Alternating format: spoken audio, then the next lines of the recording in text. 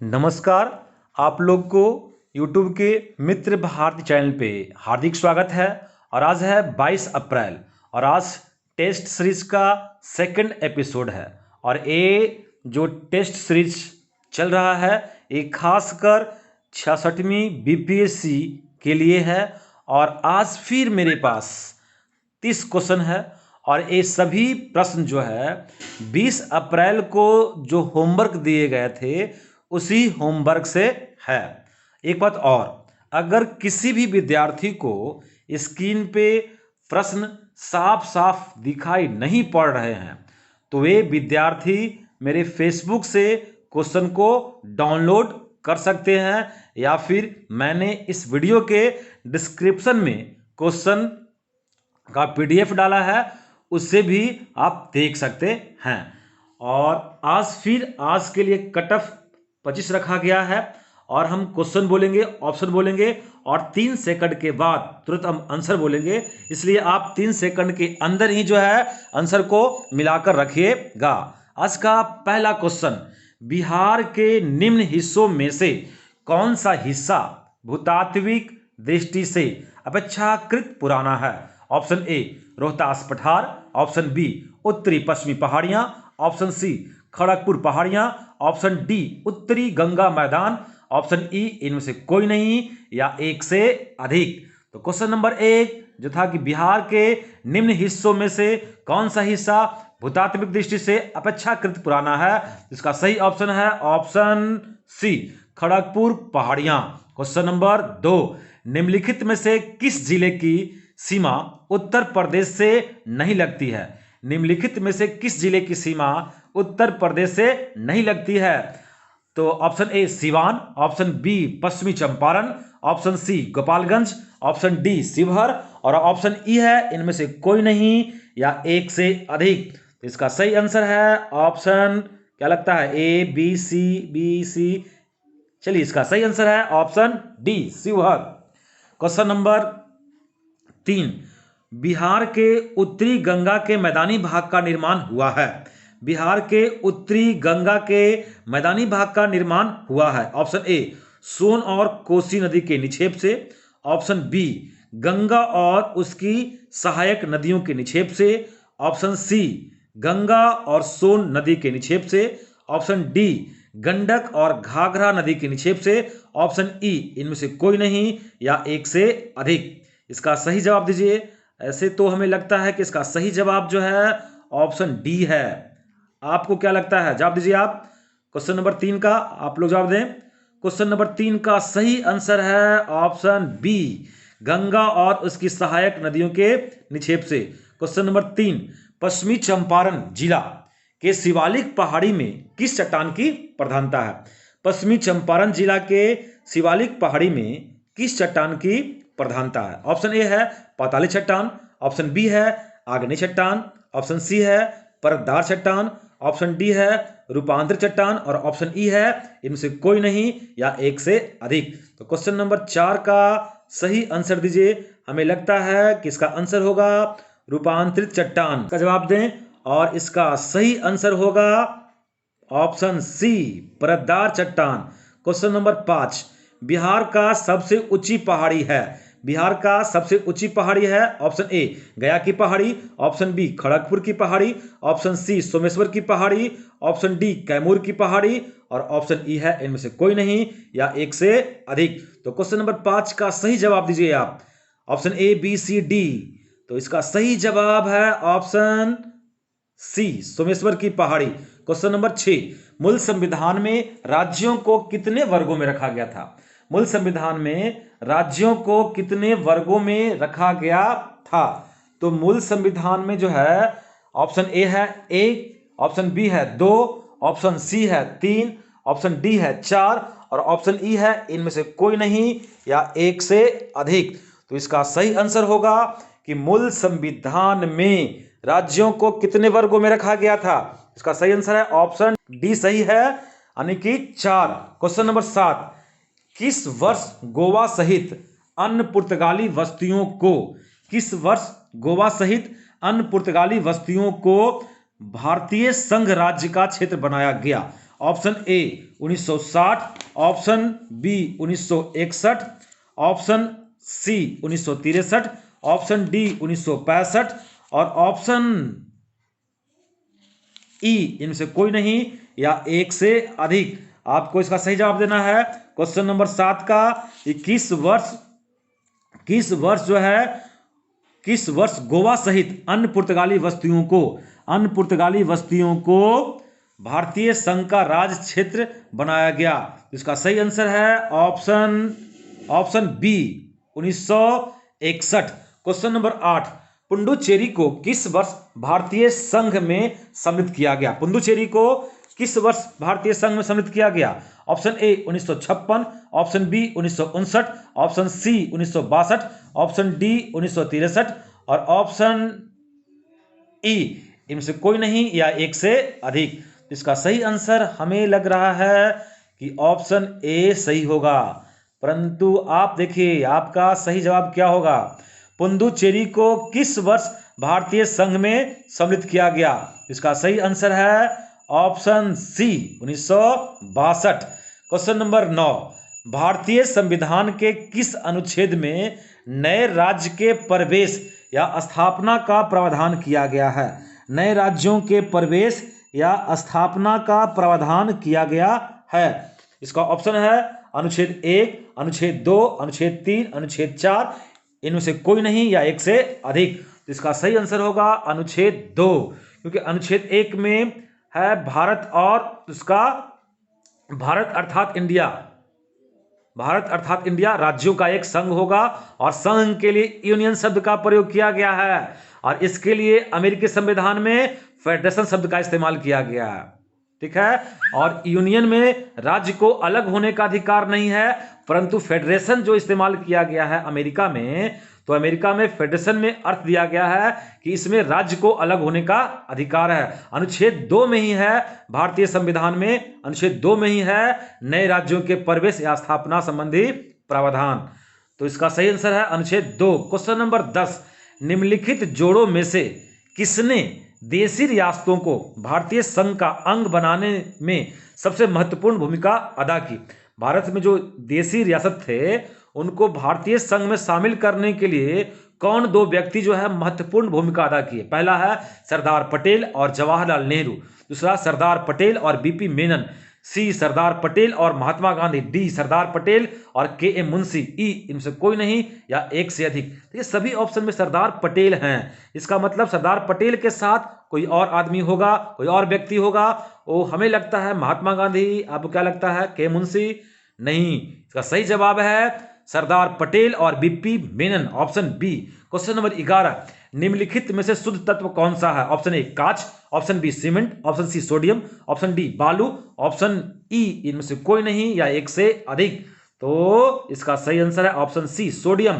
Question number 12, निम्नलिखित में कौन धातु होते हुए भी विद्युत का कुचालक है? टीन, कॉपर, लेड, निकेल, इनमें से कोई नहीं, एक से अधिक। तो इसका सही आंसर होगा लेड। क्वेश्चन नंबर 13, रसायन विज्ञान का जनक किन्हें माना जाता है?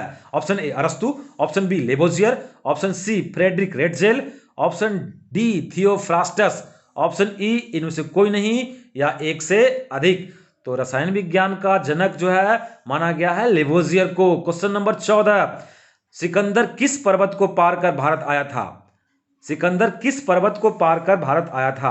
आपको मालूम है सिकंदर जो है खैबर दर्रा होते हुए आया था, लेकिन किस पर्वत को पार कर आया था? ऑप्शन ए सुलेमान पर्वत, ऑप्शन बी हिंदू कुश पर्वत, ऑप्शन सी नंगा पर्वत, ऑप्शन डी नामचा बरवा पर्वत और ऑप्शन ई इनमें से कोई नहीं या एक से अधिक।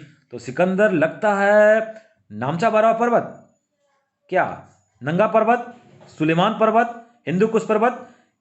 तो क्वेश्चन नंबर 14 का सही आंसर है ऑप्शन बी हिंदू कुश पर्वत।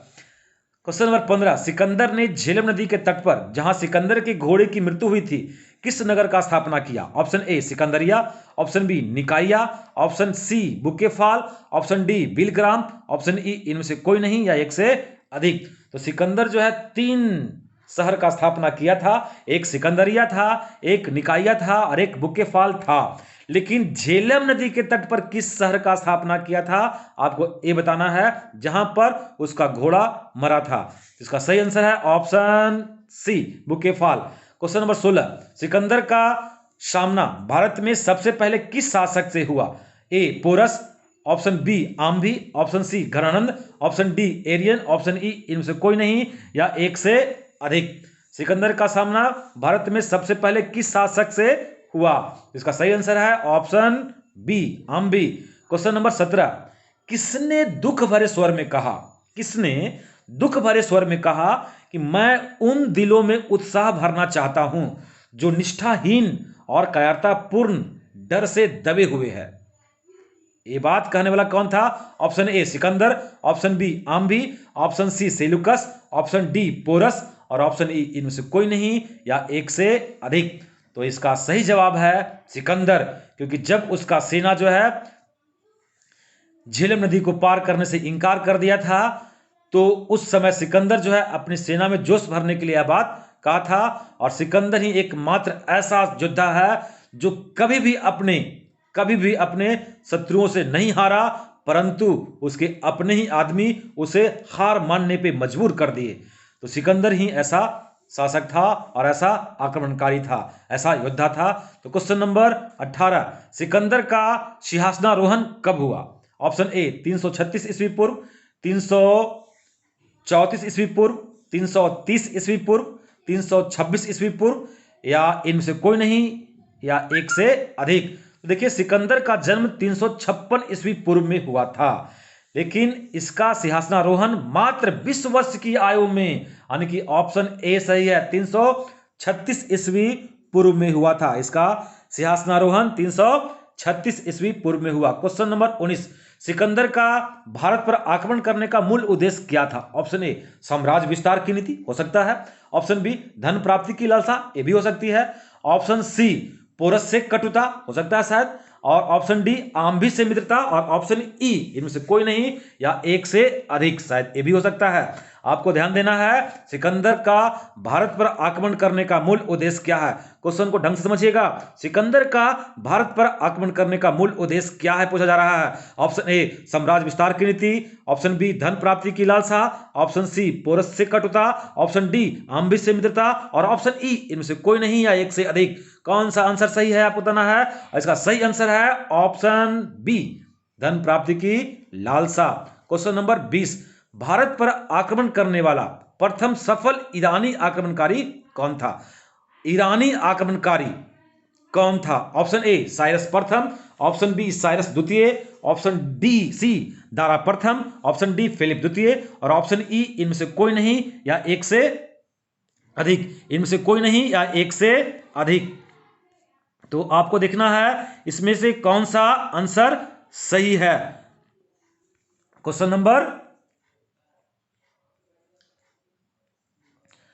नंबर 19 का आंसर सही कौन है? सिकंदर का भारत पर आक्रमण करने का मूल उद्देश्य क्या था? साम्राज्य विस्तार की नीति, धन प्राप्ति की लालसा, पोरस से कटुता, आम्भी से मित्रता, इनमें से कोई नहीं या एक से अधिक। तो इसका सही आंसर था धन प्राप्ति की लालसा।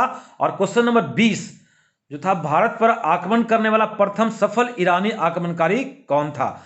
देखिए सफल आक्रमणकारी था दारा प्रथम, क्योंकि साइरस द्वितीय भी आक्रमण किया है लेकिन वो असफल रहा था। तो इसका सही आंसर है ऑप्शन सी दारा प्रथम। क्वेश्चन नंबर 21, पोरस के बाद सिकंदर ने किसे पराजित किया? पोरस के बाद सिकंदर ने किसे पराजित किया? ऑप्शन ए कट जातियों को, ऑप्शन बी ग्लोगनिकाय जातियों को, ऑप्शन सी राजा आम्भी को और ऑप्शन डी दारा प्रथम को और ऑप्शन में ई इनमें से कोई नहीं या एक से अधिक। तो इसका सही आंसर है ऑप्शन ई, क्योंकि इसमें दो आंसर सही है, एक कट जातियों को और ग्लोगनिकाय जातियों को। तो आंसर सही है ऑप्शन ई। क्वेश्चन नंबर 22, वापसी के समय सिकंदर की सेना सिंधु नदी के मुहाने पर पहुंचकर दो भागों में बट गया, जिसमें स्थल भाग का नेतृत्व किसने किया? Option A Craterus, option B Nearchus, option C Seleucus, option D Porus, option E इनमें से कोई नहीं या एक से अधिक। वापसी के समय सिकंदर की सेना जो है सिंधु नदी के मुहाने पर पहुंचकर दो भागों में बट गया, एक स्थल भाग से किया, एक जल भाग से किया। तो स्थल भाग वाला का नेतृत्व किसने किया? शायद मेरा अनुमान है निरियाकस। और आपका निरियाकस जो है जल मार्ग वाला का नेतृत्व किया था। इसका सही आंसर है Craterus, option A. Question number 23, सिकंदर भारत में लगभग कितने दिनों तक रहा? 15 दिन। ऑप्शन ए 9 महीने, ऑप्शन बी 19 महीने, ऑप्शन सी 29 महीने, ऑप्शन डी 39 दिन, ऑप्शन ई इनमें से कोई नहीं या एक से अधिक। तो इसका सही आंसर होगा क्वेश्चन नंबर 23 का ऑप्शन बी 19 महीने। क्वेश्चन नंबर 24, जब सिकंदर भारत पर आक्रमण किया था उस समय मगध का शासक कौन था? Option A Mahapadma Nanda, option B Ghananand, option C Chandragupta Maurya, option D Ashok, option E इनमें से कोई नहीं या एक से अधिक। तो इसका सही आंसर है घनानंद, घनानंद। क्वेश्चन नंबर 25, सिकंदर की सेना ने भारत में किस नदी की सीमा को पार करने से इनकार कर दिया? Option A Jhelum, option B Chenab, option C Sindhu, option D Ravi, option E इनमें से कोई नहीं या एक से अधिक। देखिए किसी क्वेश्चन के डिस्कशन में हम बोले अभी कि झेलम नदी पार करने से इनकार किया था, ऐसा बात नहीं है। इसका सही आंसर यहां आपको कंफ्यूजन पैदा हो, यहां पर क्लियर करेंगे हम आपको। लेकिन यहां पर देखना है कि सिकंदर की सेना ने भारत में किस नदी की सीमा को पार करने से इनकार कर दिया? Option A Jhelum, option B Chenab, option C Sindhu, option D Ravi और ऑप्शन ई इनमें से कोई नहीं या एक से अधिक। तो इसका सही आंसर होगा ऑप्शन ई, क्योंकि झेलम आंसर सही नहीं है। सही ऑप्शन है ब्यास नदी, ब्यास नदी को पार करने से इनकार किया था। तो 25 का सही आंसर है ब्यास नदी, यानी कि ऑप्शन ई हो जाएगा। क्वेश्चन नंबर 26, भारत में राष्ट्रीय आय को मापने के लिए प्रयोग किया जाने वाला आधार वर्ष क्या है? भारत में राष्ट्रीय आय को मापने के लिए प्रयोग किया जाने वाला आधार वर्ष क्या है? तो इसका सही ऑप्शन ए है वर्ष 2000 से 2001, ऑप्शन बी वर्ष 2001 से 2002, ऑप्शन सी वर्ष 2011 से वर्ष 2012, ऑप्शन डी वर्ष 2005 से 2007, ऑप्शन ई इनमें से कोई नहीं या एक से अधिक। तो इसका सही आंसर है ऑप्शन सी वर्ष 2011 से 2012। ध्यान दीजिएगा जनवरी 2015 में CSO यानी कि केंद्रीय सांख्यिकी संगठन द्वारा जो है इसको लागू किया गया। क्वेश्चन नंबर 27, भारत की राष्ट्रीय आय की गणना में उत्पन्न होने वाली एक प्रमुख समस्या क्या है? ऑप्शन ए अल्प बेरोजगारी, ऑप्शन बी मुद्रास्फीति, ऑप्शन सी असंगठित क्षेत्र, ऑप्शन डी जनसंख्या दबाव, ऑप्शन ई इनमें से कोई नहीं या एक से अधिक। तो क्वेश्चन नंबर 27 जो है आपके पास, इसमें ए भी सही हो सकता है, बी सी डी। क्या होगा इसका सही आंसर? क्या ई होगा? बी सी डी क्या लगता है आपको? क्वेश्चन फिर से सुनिए, भारत की राष्ट्रीय आय की गणना में उत्पन्न होने वाली एक प्रमुख समस्या क्या है? तो इसका सही आंसर है ऑप्शन सी असंगठित क्षेत्र। क्वेश्चन नंबर 28, भारत में सर्वप्रथम राष्ट्रीय आय का आकलन किसने किया था? Option A Dadabhai Naoroji, option B C R Das होगा, Chittaranjan Das, option C BKRB Rao, ये गलती है, BKRB राव नहीं होगा, डी आर गाडगिल, ई इनमें से कोई नहीं या एक से अधिक। तो इसका सही आंसर है दादा भाई नौरोजी ने 1868 में दिया था और प्रति व्यक्ति आय जो इन्होंने बताया था वो 20 रुपया बतलाया था। क्वेश्चन नंबर 29, सकल घरेलू उत्पाद और विदेशों से अर्जित शुद्ध कारक आय का योग क्या कहा जाता है? शुद्ध कारक आय का योग क्या कहा जाता है? ऑप्शन ए सकल राष्ट्रीय उत्पाद, ऑप्शन बी शुद्ध राष्ट्रीय उत्पाद, ऑप्शन सी वास्तविक सकल घरेलू उत्पाद, ऑप्शन डी शुद्ध घरेलू उत्पाद और ऑप्शन ई इनमें से कोई नहीं या एक से अधिक। तो क्वेश्चन नंबर 29 का सही जवाब है सकल राष्ट्रीय उत्पाद, ऑप्शन ए। क्वेश्चन नंबर 30, इनमें से कौन सा एक साधन लागत पर, इनमें से कौन सा एक साधन लागत दो बाजार लागत और साधन लागत पर GDP के लिए सत्य है? इनमें से कौन सा एक साधन लागत पर GDP के लिए सत्य है? ऑप्शन ए। देखिएगा हम कल ही एक वीडियो अपलोड किए हैं राष्ट्रीय आय से, तो राष्ट्रीय आय आप देखना ना भूलें, एक बार दो बार जरूर देखें उसे। तो यहाँ पर क्वेश्चन है, इनमें से कौन सा एक साधन लागत पर जीडीपी के लिए सत्य है? ऑप्शन ए, बाजार मूल्य पर सकल घरेलू उत्पाद माइनस अप्रत्यक्ष कर। ऑप्शन बी, सब्सिडी प्लस बाजार मूल्य पर सकल घरेलू उत्पाद। ऑप्शन सी, बाजार मूल्य पर सकल घरेलू उत्पाद माइनस मूल्यह्रास प्लस सब्सिडी। ऑप्शन डी, बाजार मूल्य पर सकल घरेलू उत्पाद माइनस अप्रत्यक्ष कर प्लस सब्सिडी। और ऑप्शन ई, इनमें से कोई नहीं या एक से अधिक। तो इसका सही आंसर है, सही जवाब है ऑप्शन, देखिएगा ध्यान दीजिएगा, का सही जवाब है ऑप्शन डी, बाजार मूल्य पर सकल घरेलू उत्पाद माइनस अप्रत्यक्ष कर प्लस सब्सिडी। तो इस क्वेश्चन में कितना सही और कितना गलत हुआ ये हमें कमेंट बॉक्स में लिखकर बताइएगा। और आज के लिए होमवर्क, जिसका टेस्ट 24 अप्रैल को होगा, तो आज के लिए होमवर्क फिर से हिस्ट्री को आगे करना है आपको, मौर्य वंश, और मौर्य वंश में सिर्फ चंद्रगुप्त मौर्य को करना है, सिर्फ चंद्रगुप्त मौर्य को ही करना है। ज्योग्राफी में फिर महाद्वीप को ही देखना है, यूरोप महाद्वीप के बारे में। लेकिन आज देखिए, आज 30 क्वेश्चन में 30 प्रश्न में एक भी प्रश्न जो है महाद्वीप से नहीं डाले थे। ऐसा नहीं है कि आप लोग इस पे कंफर्म होकर अगले दिन ना पढ़े और कि अगले दिन भी ज्योग्राफी का क्वेश्चन ना हो, ऐसा नहीं हो सकता है। इसलिए सभी टॉपिक पे ध्यान देना होगा। और ज्योग्राफी का होमवर्क है, यूरोप महाद्वीप को देखना है, और पॉलिटिकल साइंस में भाग 2 अनुच्छेद 5 से लेकर 11 तक देखना है आपको। नागरिकता के बारे में देखना है, इकोनॉमिक्स में बेकारी या बेरोजगारी को देखना है, और बिहार स्पेशल में बिहार की मिट्टी को पढ़ना है, और साइंस में परमाणु संरचना को देखना है केमिस्ट्री में। और बिहार की मिट्टी का भी वीडियो अपलोड है, और आज हम बेकारी और बेरोजगारी के बारे में एक वीडियो अपलोड करेंगे, उसको भी देखिएगा। तो आज के लिए इतना होमवर्क, और आपको बताना है कितना सही और कितना गलत है। ठीक है, ओके, थैंक यू, धन्यवाद।